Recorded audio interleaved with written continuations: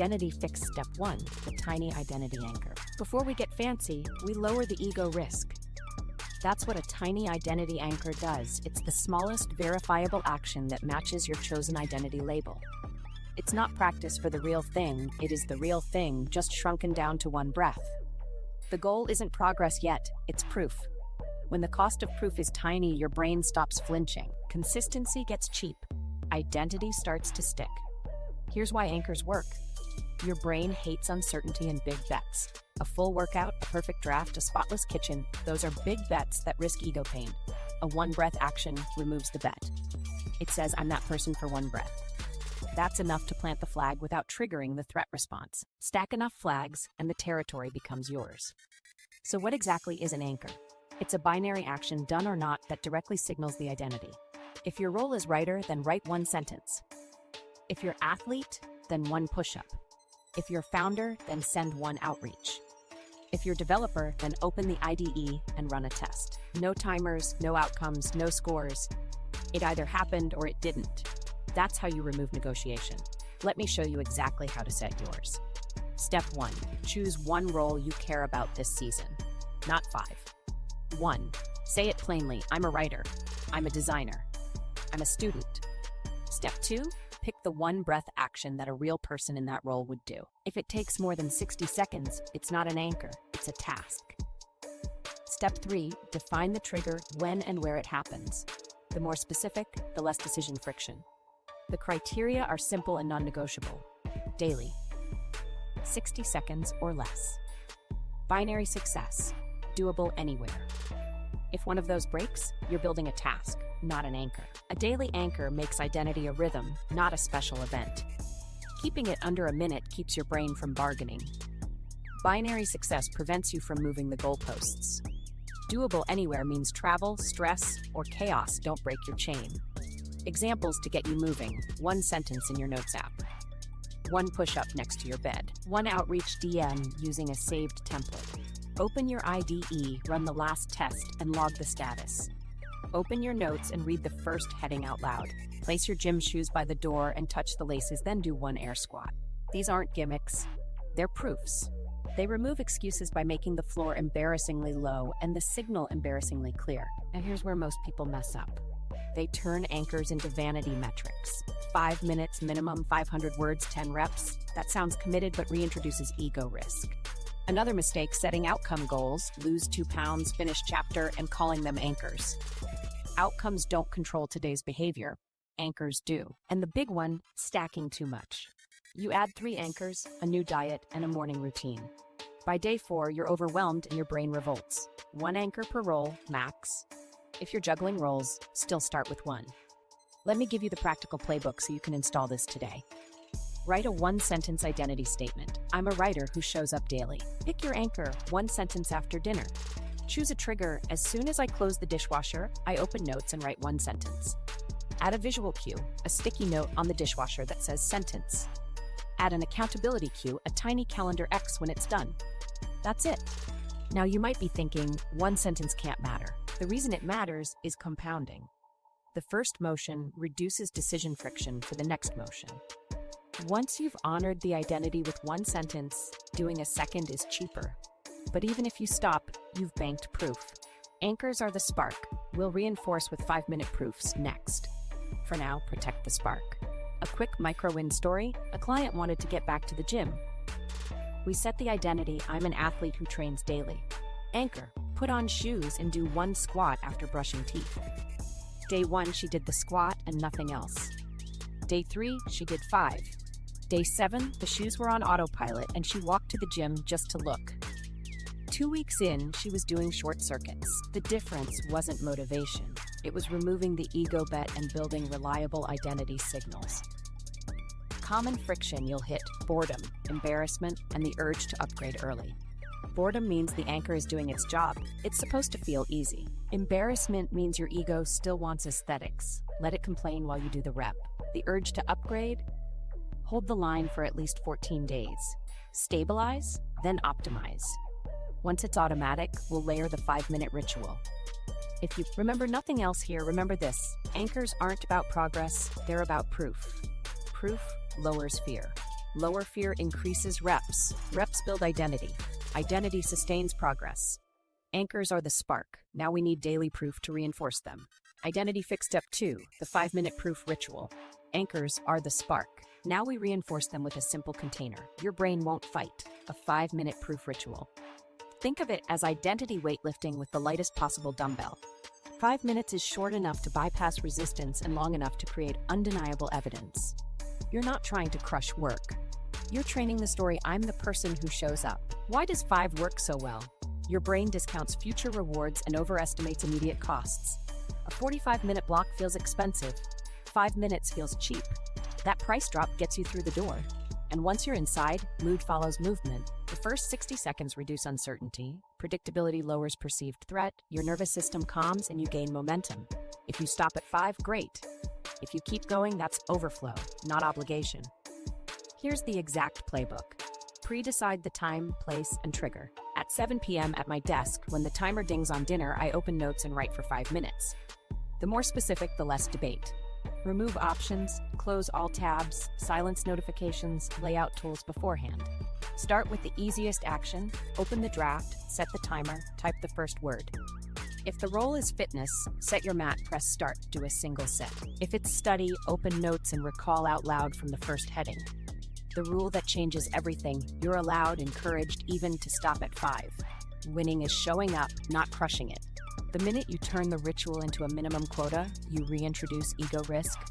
5 is the floor, not the promise of more. Treat any extra time as a bonus round, not part of the deal. That keeps your brain relaxed and willing to return tomorrow. Let me give you a simple structure to run inside the 5. Minute 1, set up and start the smallest motion. Minutes 2 to 4, stay on a single tiny target, 1 paragraph, 1 set, 1 flashcard cluster. Minute 5, close the loop and stage the next cue. Write a 1-line note, next step, explain point B. Lay out your shoes. Title tomorrow's segment. Ending with a cue turns tomorrow into a downhill start. Quick wins you'll notice fast. Momentum spillover, 5 minutes often becomes 8, 12, 20 because friction is already paid. Mood follows movement. Low motivation days, stop tanking your streak because action lifts your state. Streak visibility, you get a calendar chain or proof log that makes the identity tangible. That's powerful because your brain likes to protect visible progress. Now here's where most people mess up. The just this once skip. Every system fails sometimes, but just this once teaches your brain that rules are negotiable. Use the never miss twice protocol. If today slips, tomorrow's 5 is non-negotiable and happens earlier. Overextending, riding the high and turning 5 into 60 daily. It feels good for a week and then you crash. Protect the ritual by keeping the base small, moving the goalposts. After a few days, you secretly raise the minimum. 5 minutes, but it has to be intense. Don't. Keep the floor honest. Let me show you exactly how to install this tonight. Write a 1-line identity statement at the top of a sticky note. I'm a writer who shows up daily. Under it, write your ritual formula. At 7 p.m., kitchen timer, desk, 5-minute free write. Put the sticky where the trigger lives, on the stove, next to the toothbrush, on your laptop. Prep your tools before the trigger. When the cue hits, count down from 3 and start the first physical motion within 10 seconds. That speed matters. It outruns bargaining. A micro-story to make this concrete. One client worked in tech and felt fried after work, so evenings were a write-off. We moved the ritual to mornings with coffee. Trigger, kettle switch flips on. Action, open IDE, run the last test, read the failing line for 5 minutes.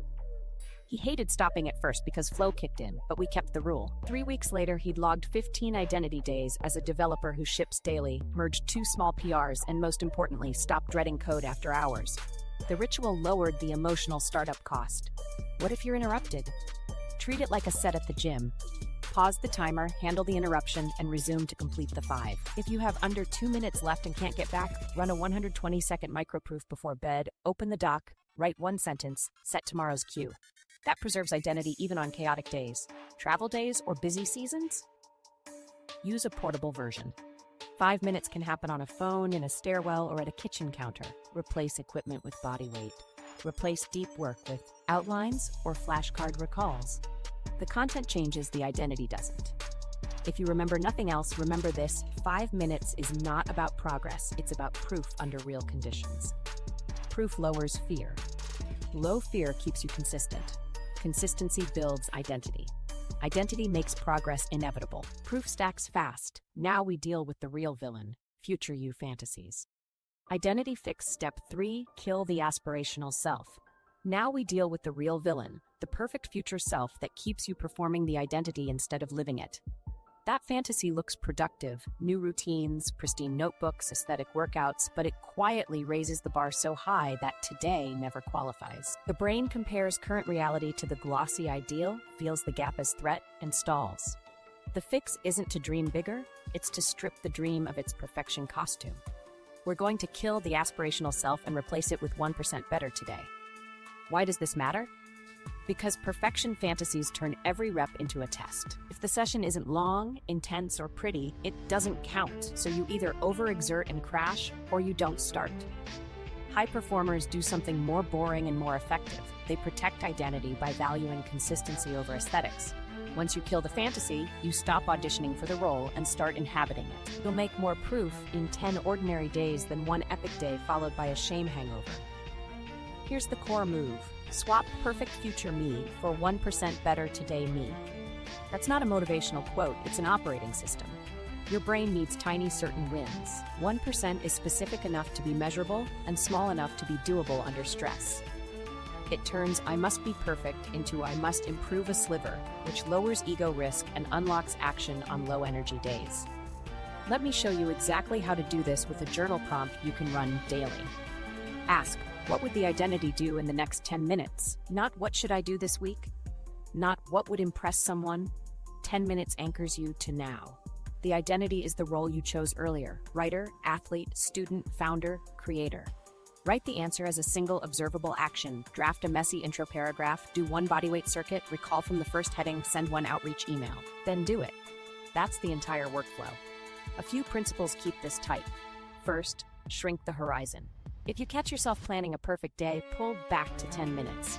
10 minutes is immune to perfection. Second, drop aesthetics. No optimizing dashboards, outfits, templates mid-action. If a tool helps, great, but not as a prerequisite. Third, value boring reps. Bored is a green light. It means you're doing the thing that builds identity, not the thing that entertains the ego. How do you measure progress without feeding perfection? Use proof count per week, not hours. Hours invite comparison and inflation. Proof count rewards showing up. Track identity consistency. How many days this week did you honor the role? Two strong metrics: proof count and consistency rate. Output spikes feel exciting, but they're noisy. Identity consistency is signal. Identity consistency beats output spikes because a steady identity compounds while spikes exhaust. Watch for the easiest way this derails: chasing aesthetics over evidence. Notion porn, gym fits, the perfect playlist, those are fine after the proof. If you catch yourself adjusting without acting, say evidence first, do the 10-minute action, then tweak if there's time. The behavior earns the design, not the other way around. Let me make this concrete with a quick before and after. Before, tomorrow I'll get up at 5, write for 2 hours, then run 5 miles. It sounds heroic and fragile. One poor night of sleep and it collapses. After, today, before lunch, 10 minutes, open draft, write a messy intro. Evening, 10 minutes, jog walk around the block. Same person, different operating system. The second version survives bad sleep, meetings, and rain because the bar is realistic and identity linked. You might be thinking, but won't I stay small forever? No, you scale through stability. Once 10-minute identity reps are reliable, you'll naturally stack when conditions allow. The point of killing the aspirational self isn't to avoid growth, it's to remove the fantasy gatekeeping that blocks growth. Think of it like strength training. You add weight when your form is stable, not to prove you're strong. Here's a simple daily template you can copy tonight. Identity label at the top: I'm a writer who shows up daily. Prompt: what would the identity do in the next 10 minutes? Answer one action in present tense. Write a messy intro paragraph. Do it. Log a single check mark, proof +1. Optional one-line note for tomorrow. Next up, expand point B. If you miss, don't negotiate with shame. Use the never miss twice protocol and run a 10-minute proof earlier tomorrow. Treat misses as weather, not character. Extract one tweak, time, place, trigger, and move on. Remember, we measure identity by evidence gathered, not vibes felt. A micro shift that helps replace I should with as a identity I do. As a student, I review for 10. As a founder, I send one outreach. That phrasing cuts bargaining and keeps the action small and clear. 10 minutes later, you've banked proof, and the fantasy has a little less power. If you remember nothing else, remember this: your aspirational self is a costume. Kill the costume, keep the role. Ask the 10-minute question, value boring reps, count proofs per week. When you stop performing the identity and start living it in tiny units, the shame loop loses oxygen and momentum becomes your default. Environment design, make identity the default.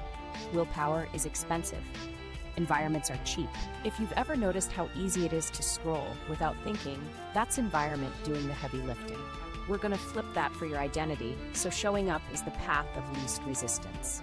When your space, tools, and cues do half the work, you save willpower for the actual reps. Start by removing friction for the identity you chose. Tools ready means zero setup workstations. If you write, leave the doc open to the exact sentence you'll tackle next. If you train, put your mat and shoes where you land in the morning. If you study, keep your notes app at the top of your home screen and the first heading pinned. Pre-write the next action as a verb you can do without thinking. Expand point B, run test suite, recall heading 2. The mission is simple. When the cue hits, your body can start before your brain argues. Now add friction to old you habits that pull you off track. Hide the apps that hijack your attention in a folder labeled Later, bury it off your home screen, and require a password or delay to open. Add a 10-second barrier. Log out of social, move the TV remote across the room, put snacks in an opaque bin on a high shelf.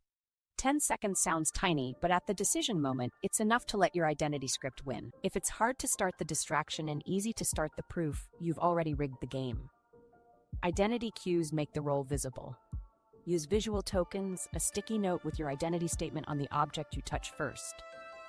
A calendar chain where you mark identity days, simple X's you do not break lightly. Role-based reminders work better than generic alarms. Instead of workout, set athlete 5-minute circuit now.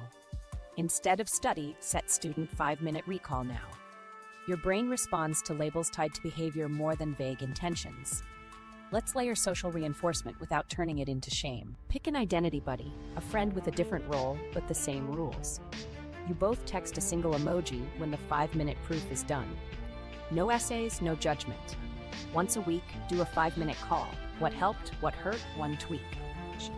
If you prefer public check-ins, post a simple proof +1 in a small community. Tiny accountability nudges consistency, not performance theater.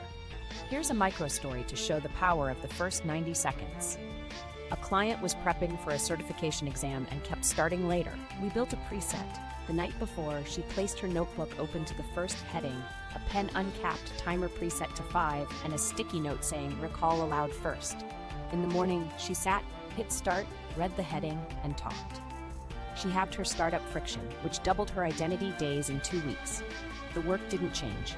The first 90 seconds did. Let's design your default in 3 passes: sightlines, surfaces, sequences. Sightlines, what you see first, you do first. Put identity tools in your morning sightline. Move distractions out of sight. One choice, home screen shows notes, timer, and your roll doc. Nothing else on page 1.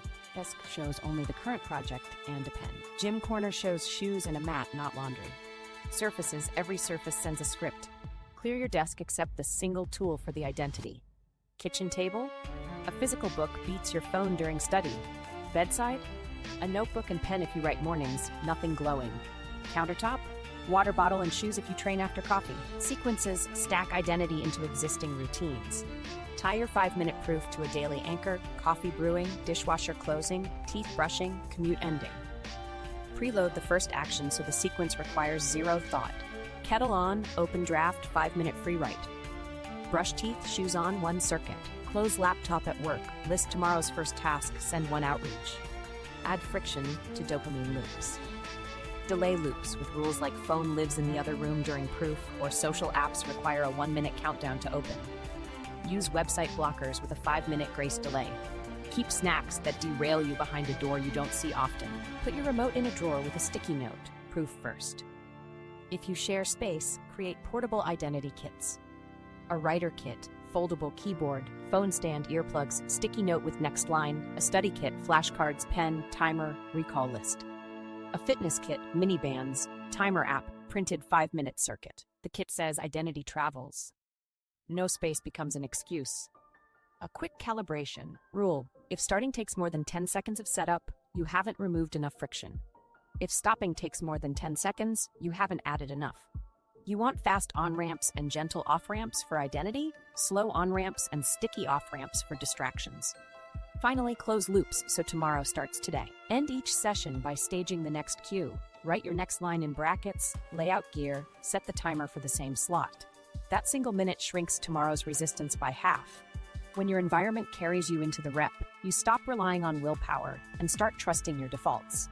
Now the advanced lever, language that rewires your self-concept. Language upgrades speak like the identity. Words are levers. Change a few and your decisions change. The reason this works is simple. Your brain listens to how you talk about yourself and then tries to stay consistent.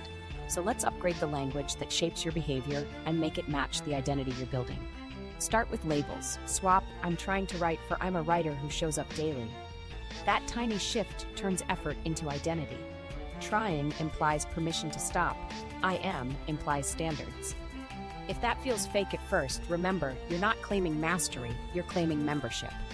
As long as you show up, the label fits. Now tighten your scripts with if-then language. If it's 7 p.m., I write one sentence, no debate. If I brush my teeth, I put on shoes and do one circuit. If I open my laptop after work, I list tomorrow's first task and send one outreach. If-then scripts remove bargaining because they front-load the decision. Your brain follows the rule you've already written instead of negotiating in the moment. Let's clean up self-talk next. Keep it specific, present tense, behavior-linked, and shame-free. Specific, open draft, write the first ugly line, not be productive. Present tense, I'm writing now, not I will write later. Behavior-linked, write one line, not be motivated. Shame-free, missed the slot, next proof at 8, not I'm a mess. You're a coach, not a critic. The coach asks for a rep, the critic asks for a confession. Here's a simple template you can copy today. Identity line, I'm a student who studies daily. If it's 6:30, kettle on, recall aloud for 5.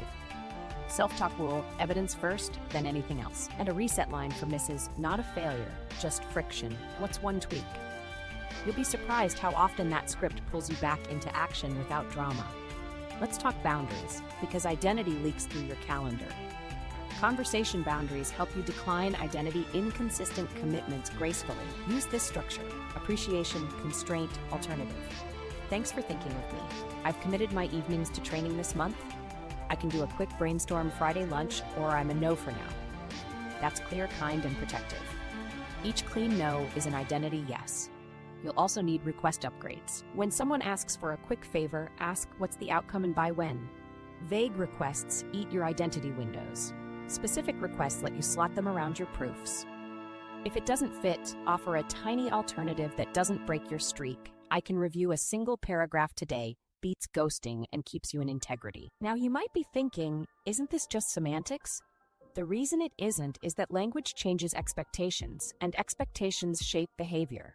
Saying I'm a runner makes a rainy day an inconvenience, not a stop sign. Saying I'm trying to run makes rain a valid excuse. The words you repeat become the rules you follow. Here's a tiny daily drill to cement this. Write 3 lines each morning. Identity, I'm a role who shows up daily. If it's time, I tiny proof, no debate. Coach note, today's win is 1 proof. Then a night wrap, proof count number. Next cue staged yes, no. 1 tweak, specific. Keep it under 60 seconds. The point is to talk like the identity at the 2 most decisive moments, before you start and before you stop. Let me show you a quick micro story. A creator I coached kept saying, I need to post more. It bred guilt and 0 posts. We changed it to, I'm a creator who publishes weekly. If it's 7 p.m. Monday, I outline for 5. Conversation boundary, I don't book Monday evenings, that's my publish block. 3 weeks later, she had 3 posts up and a calmer week. Same person, different script.